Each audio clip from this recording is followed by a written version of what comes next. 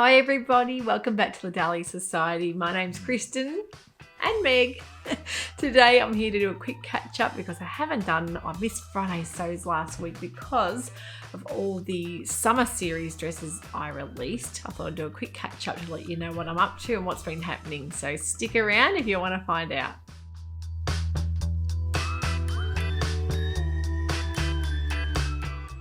If you want to find out the best way to be inspired to create your own wardrobe, you've just jumped onto the right channel here. So I highly suggest going and clicking that subscribe button.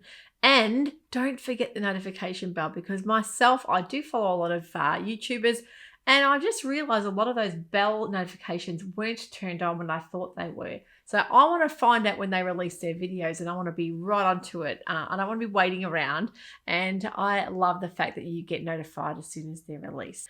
So let's get onto the sewing talk. What am I doing this week? Well, with the brand new release of the Fibremoods magazine, this next summer issue for you guys in the Northern Hemisphere, you'll be loving all of these patterns. I've made a dress in the background. It's actually called the Dolly Dress, and it reminds me of a little Dolly dress. Of course, it's got a beautiful bow at the front, but I'll give you a bit of a look at some pics and some video of how it turned out.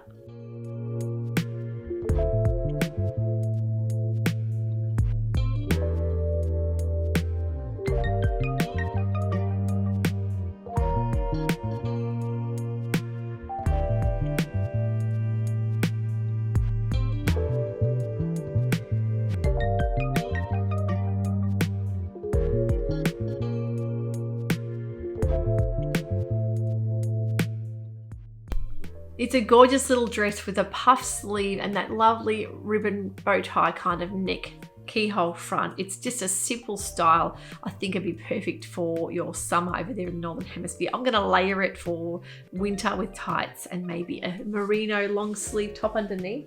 But the fabric was from Drapers Fabrics here in Victoria, and they are online, also New Zealand store. It's a gorgeous fabric called Frida. It's really pretty, fun print. Yeah, really happy with how it turned out. The pattern itself had a little bit of challenging issues there. I would say the neckline wasn't my favorite way to put a binding on. It did cause a few little issues there with the gathering.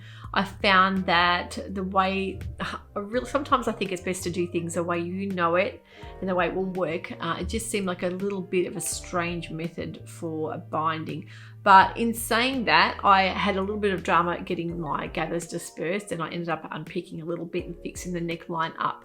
The way the neckline is bound around, and you sew the ends down flat, so they square off. So when you do put the binding on, it sort of should even up with a neckline. I think that way was a little bit more mucking around than really what it called for, and I think I would have been better off to do it my own way at the start. I really love the dress, how it's turned out. I think it's a really pretty style, and definitely something I will wear in summertime. There's a gorgeous dress that I wanted to make in that Fibremoods issue, and it's called the Vicky dress. Now, I absolutely love that. It was one that I was planning on making, but I didn't get around to getting the fabric. I think it needed around 4 to 5 meters of fabric, shinji, and it needed a lot of pin tucking done, and it didn't have the fabric, that amount of fabric in stock, and didn't have the time to do it. But I think that's definitely one I will think about making for summertime. What I'm working on at the moment, I'm actually in the process of deciding what to do with this beautiful fabric from Fabric Deluxe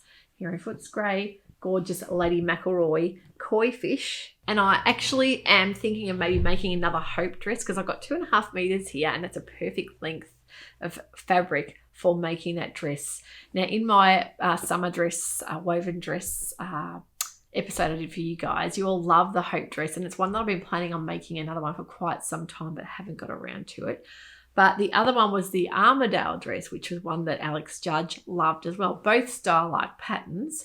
So I'm umming and ahhing which way to go for. I think I'm going to do the hope dress because I know it works well, and I don't want to be cutting into some beautiful luxurious fabric with a brand new pattern. I think with the Armadale dress, it has got a bit more fitting around the waistline, so I'd like to maybe twirl that one first before I jump straight on into it. So I think that will be destined to be a hope dress.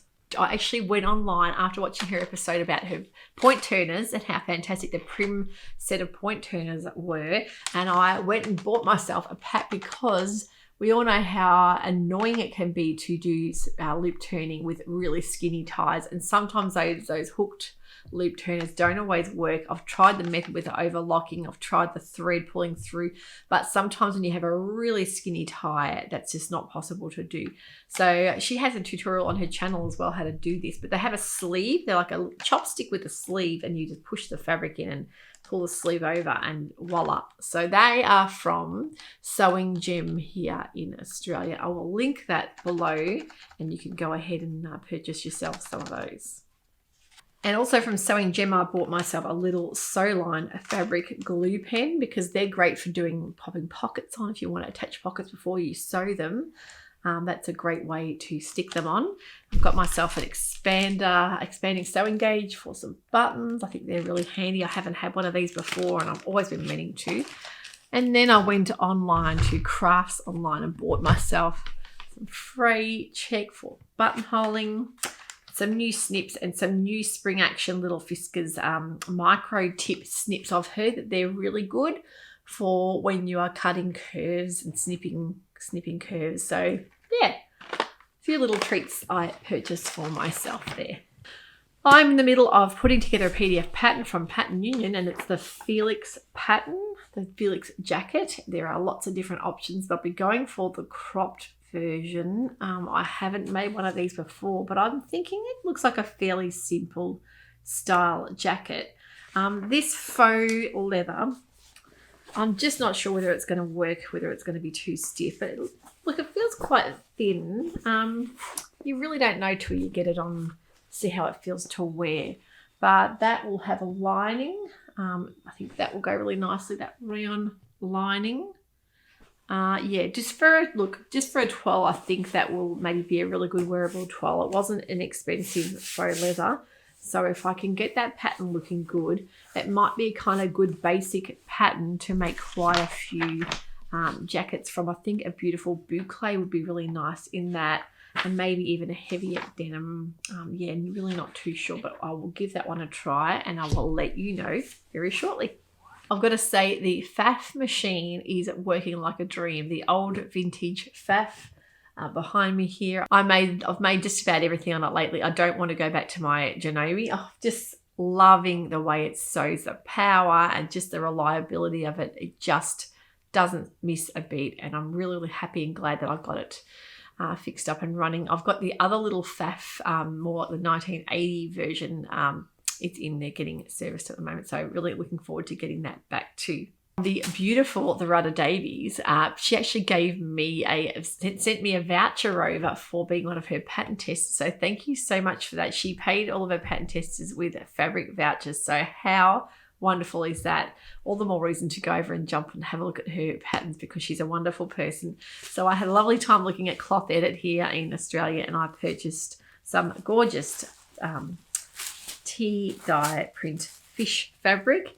And it's a gorgeous light cotton, but really, really soft and pretty. And I want to make a shirt with that. I'm thinking an Iron Patterns shirt, maybe on the cards for that. Really, really pretty fabric, but nice staple colours to have in the wardrobe. The other is a gorgeous fabric that Gabrielle actually sent me. She's very, very kind to send me this lovely denim, this stretch denim she has in her store. It's beautiful quality, absolutely stunning. And it's really hard to know. I'm tossing up whether to make pants with it. Maybe some Closet Core Pietra high-waisted pants might be lovely in those. Or even a nice denim jacket. Now, there's a few denim jackets I'm eyeing off. Firstly, the Pattern Fantastic Felder jacket is a very modern, unique-looking pattern that I am thinking about making. It's a really nice jacket, but it looks like there's quite a lot of work in that. It has a really unusual lantern style sleeve. The other one is a Starlight pattern. I'll pop it up here, a picture of it so you can see I've forgotten the name of it. But that's a really nice looking jacket as well, very simple. I don't want anything too oversized. I have got boxy style denim jackets, so I'm wanting something a little bit more unusual. The other one would be the Style Sew Me blazer. Now I'll put a picture up so you can see that one as well. That looks like a lovely little style jacket with a nice little point at the front and a bit of fitting at the back. Her patterns look wonderful, and I'm really keen to try a few of the Style Sew Me wonderful indie pattern range there. There's quite a lot of interesting, unique styles, so that's another one on the cards. The other thing I'm thinking about doing maybe is making the assembly line V-neck dress, or even the cut off sleeve, like sort of a pinny with the V-neck. I reckon that could be really practical to wear for winter and have like a striped rib top underneath as well. Yeah, so quite a few options. I'd love to hear your thoughts. What would you like to see me make? A jacket or a dress, some pants? I'm really interested to know, because there's so many things you can do with this mid kind of weight denim. It's got a bit of stretch. I'll show you the stretch on it. It's that really nice weight, and you can see it's got just enough stretch that they'd be a really comfortable pair of jeans. Jeans at the moment for me, I'm not really keen on making jeans. I've got quite a few ready to wear jeans that I love. They're my favorites. They fit me really well. But I do have a pair of Dawn jeans that I've made that I haven't worn. I think mainly because they're not stretched. They're not very comfortable. I think after the last year of being, a lot of lockdown, a lot of being at home time, it's made us realize how much we value comfortable clothes. And even though I love getting dressed up to go out, I still think comfort is a number one priority to me. So not sure whether I would go down that non-stretch route again, but stretch jeans all the way for me. So yeah, dress, jeans, jackets. I'd love to hear your thoughts on that beautiful fabric from Cloth Edit. New pattern release video coming very shortly, and in the midst of that, I've got a pattern that was released just this month. It's a cashmerette. I've already purchased it. I've got the A0 pattern coming from Officeworks, and it's the Rose Claire dress, the wrap version. I'm going to make the longer wrap version with the tiers. And the fabric that I purchased from East Coast Fabric, which was a bargain, $6 a metre fabric. I've got enough to do that long maxi dress. I love how it came up. In the post, I opened it up and thought straight away, wow, that's a really good quality rayon for $6 a metre. So I will definitely be purchasing from them again. I think for that price, you really can't go wrong. They've got quite a few interesting designs on there as well. Some nice bright prints too. So that was from East Coast Fabrics in Queensland. So really interested to make a cashmere pattern. I've made a cashmere dress in the past. I think it was a Turner dress. I think I have made another one of their dresses from memory. Can't think now which one it was, but love the fact that you've got all of your size range options on there now, 0 to 16 I think, and they go up to a 32 as well. They've also got cup sizes C to H. So how awesome is that you can choose a cup size, and yeah, you can really work out what's going to fit you the best. Yeah, I love the little puff sleeve version as well. It's really pretty, but this is the one I'm going for. So really keen to get started on that. The other fabric I got from East Coast Fabrics, which I think I showed you guys a pic of, was the large giraffe print in the khaki. And I think that is absolutely beautiful as well. I think for winter with some black boots and a black polo neck warm top, a statement skirt will be the way to go. And I've got a Sorrento skirt from Style Like printed out and ready to put together. I am really keen. I love that kind of half elastic waist. I think it's elastic or half. Not sure, it might be full elastic, but I love that kind of frill around the bottom of it as well. I think it'd be a great skirt pattern for all year round. And love a maxi skirt with a basic top. So a printed skirt, basic black top, I think is great for layering. You can always pop a little jacket over it as well. So keen to start that one too. Now the other one is the paper cut patterns Aura dress. I actually have that beautiful cotton from Spotlight, and I've also got some fabric, some black double crepe fabric coming from Pit Trading that was on a remnants sale. I got picked up I think it was 3 or 4 meters of that for like $18, so I couldn't go wrong with ordering some of that. So I may do 2 versions of that. I'm going to do one version and see how it turns out. I'm a little bit worried about things like fitting around the waist and hip region, so I'll probably make a twirl up of that first. And from what I see, this straight wrap skirt hasn't got a very wide coverage around the front, so I think you need to be careful about that. when you're walking or sitting at things that are split open. Yeah, it'd be interesting to see how that one comes up. So that is another one on the cards for me to make. I wanted to let you guys know, a lot of you have been asking about my health, my diagnosis. If you have followed me for a while, you would know by now that I've had a lot of problems figuring out some pelvic pain issues. I've been to many specialists, and I wanted to let you all know that I have got a diagnosis. They've found out through my MRI that I have got a rare type of hernia.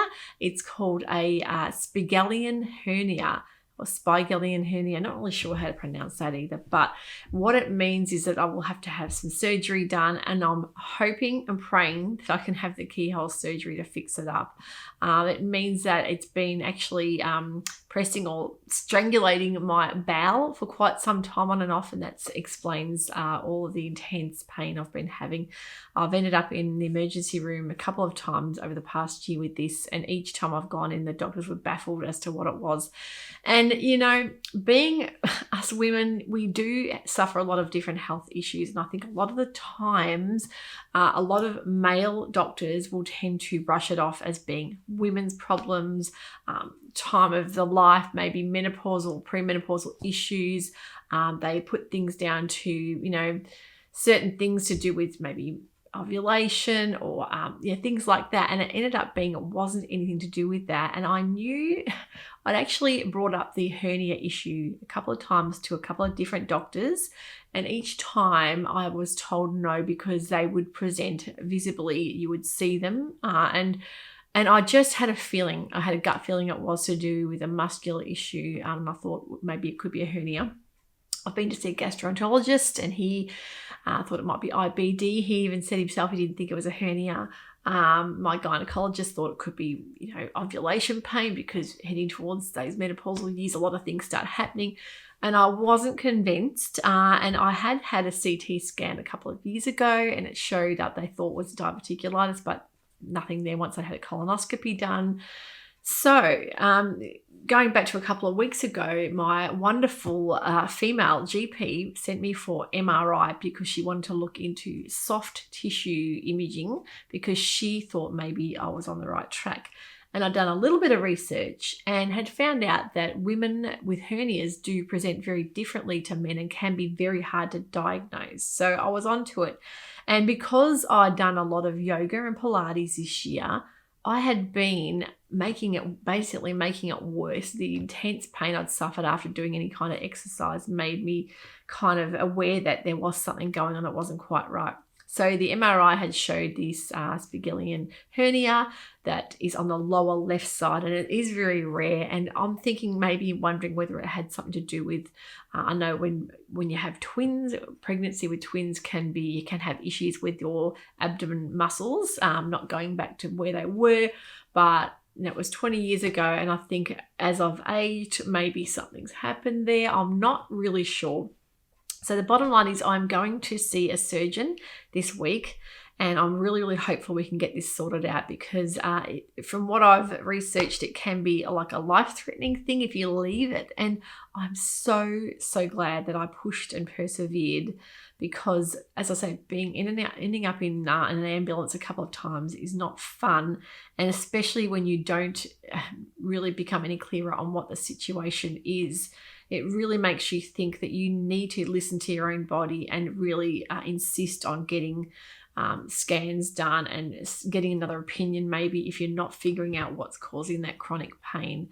And for something to be that debilitating and to have you basically curled up in a ball on the bed.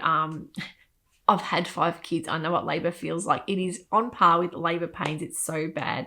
So I am really looking forward to getting this sorted out and getting this surgery done and getting my kind of more active lifestyle back, and being able to do things like go back to yoga and Pilates and not have to live in fear and be anxious and paranoid that pain will strike me down wherever I am, what I'm doing. It really does affect your day-to-day life. So thank you so much for everyone for sending me messages and asking how I was going. That's the latest update. I'll let you know more when things happen. So from the sound of things, I think it might be going to be fast-tracked, and hopefully the surgery can get done really quickly. So fingers crossed. So thanks for sticking around. I hope you enjoyed my plans.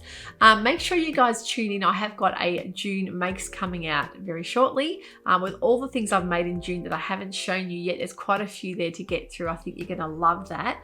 And also new patterns that are going to be released in July is coming up shortly too.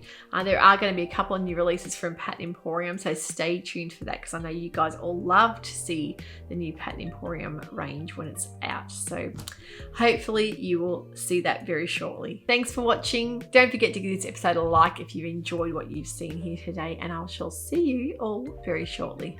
Bye for now. You be a good girl, okay? She's a bit of a smooch today.